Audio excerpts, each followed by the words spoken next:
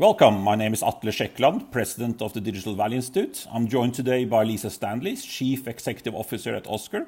OSCRE is a non-profit association that's transforming the way digital information drives the real estate business. And Lisa has been leading this change for the last 6 years. So thank you for joining us, Lisa. Good morning and good afternoon for those of you that are globally in different time zones. And thanks so much for having me. Thank you. So first question to you, Lisa.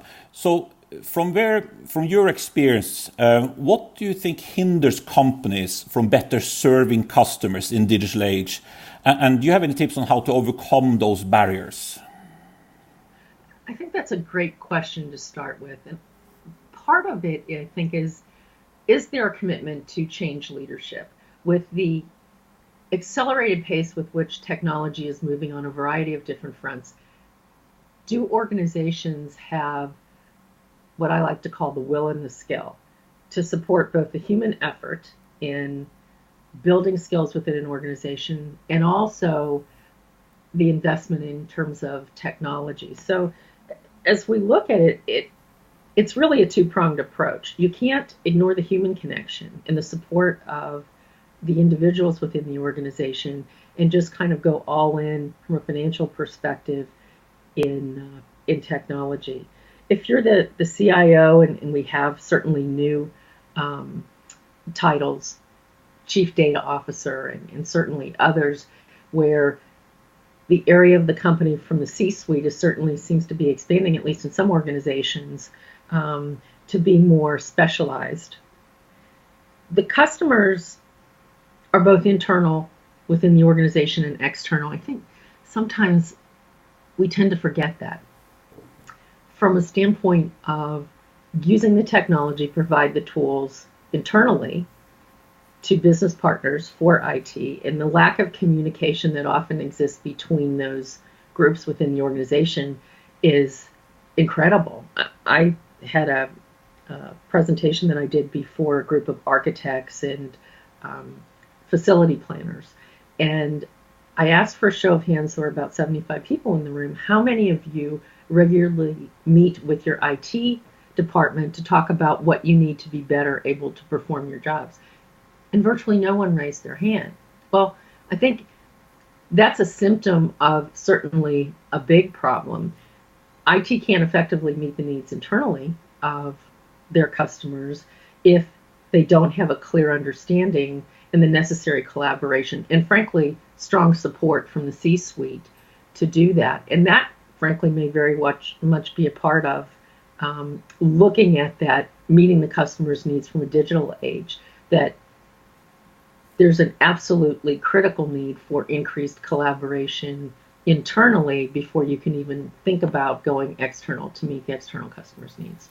So if you then look at what steps listeners should take to improve how they serve customers in digital age, is that then first of all to bridge that gap internally to change the culture and align that you all go in the same direction at least? Is that the key, or are there things you want to emphasize? Well, I think that's where it starts. Part of what is inherently in the changes that we're talking about is an increased comfort level with risk. And for some perhaps more seasoned executives, they may not be willing to embrace change. And I think sometimes there's a correlation between where you are in your work path, how close you are perhaps to an exit strategy, to your comfort level with risk. Everybody wants to go out on a high note. But in order to explore these technologies, this new increasingly digital path, you have to, as difficult as it may be, become more comfortable with a higher level of risk and also supporting that within your organization, both in terms of encouraging innovation. What's wrong with status quo? Well, everything from a digital perspective. But also in that encouragement of innovation, you've got to find a way to reward it. And there's a company out there that is in the space that we operate in the real estate industry, that internally has created a very highly incentivized program to explore technologies. And basically what it does is it has a six-figure pot of cash that is awarded to the team deemed most successful at being innovative. And that can be a variety of different things. So it's really a very open type of environment, and they have a wonderful program to provide recognition for them in front of their peers. And certainly the financial incentive, I think, is one that's encouraging that innovation as well. So as you look at asking the question, I guess is probably the first one is, do I have the will and the skill to be a leader in this changing environment? And do I want to be a leader or a laggard? And the laggard penalty, I think, is probably much higher than it has ever been. That companies that elect in a conscious manner to not proceed with developing that digital component to get a better handle on who their customers are, what their customers are looking for, that laggard penalty could be one that can be quite destructive and one that is difficult, if not impossible, to recover from in a competitive environment. Interesting. So last question for you, and that is, what do you then see other than this, the critical success factors for organization then moving forward for the next few years, for based in the objective of better serving customers? Yeah, I think the first question to ask is, how well do I know my customer? And what's the potential for new customers that we haven't even explored yet? That's the second question. How can we encourage that collaboration within our organization to get people to share information in what in some cases is an extremely siloed environment where knowledge is power and you keep it real close to the vest and you don't share it with your fellow managers because somehow that equates with a heightened sense of job security. Well, that may in the short run work, but in the long run I think it is extremely damaging to the organization, and that what you thought was protecting your place in the company may very well help contribute to its demise. I think, asking the question, have you been able to achieve better outcomes? Are you able to reduce expenses, increase revenues? The better outcome at the end of the day, no matter how complicated we make the digital discussion, is really what organizations are about. And then I think looking at that internal component,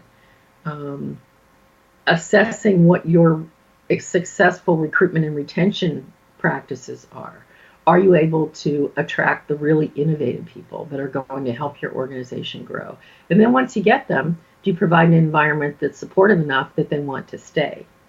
Externally, stockholders look at increased revenue and certainly dividends. So you've got a lot of competing factors potentially for that allocation of resources, but it's something I think that need for speed also is baked into looking at an increasingly digital world. Are you able to get the information that you need to make better business decisions that result in better outcomes more quickly than your competition?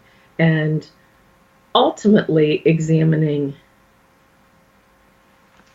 although this isn't necessarily easy, looking at what makes disruptors successful.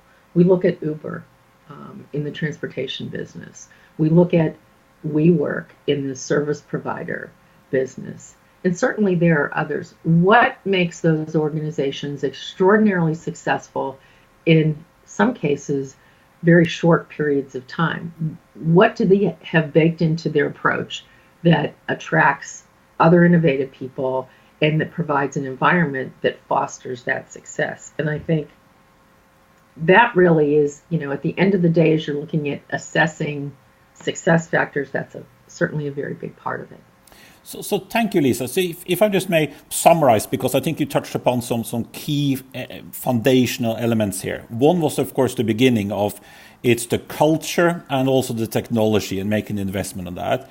It's about being willing to take risk, but at the same time, perhaps even more important is where does innovation come from? Do you have that knowledge, incentives, motivation, education inside the organization, or you need to crowdsource it or outside in innovation?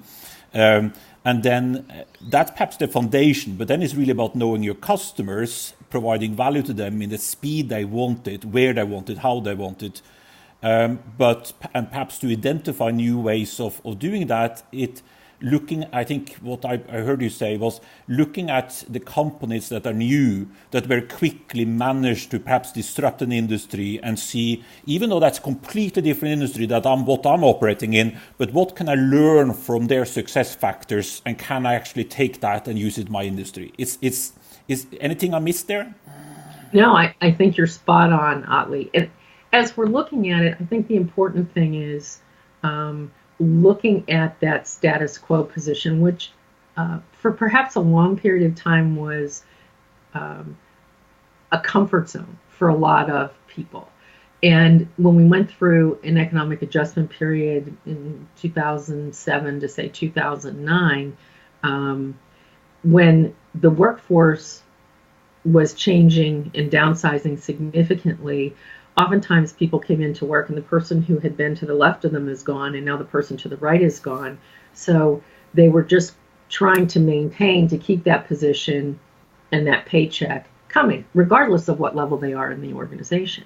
And I think that inherently created an avoidance of risk in the mindset of some folks that perhaps makes it even a little bit more difficult to overcome that willingness to embrace change. And that's something that is just sort of, I guess, a process. But the change leadership component, I think we can't emphasize enough in terms of the tone at the top of the organization that really drives the innovation.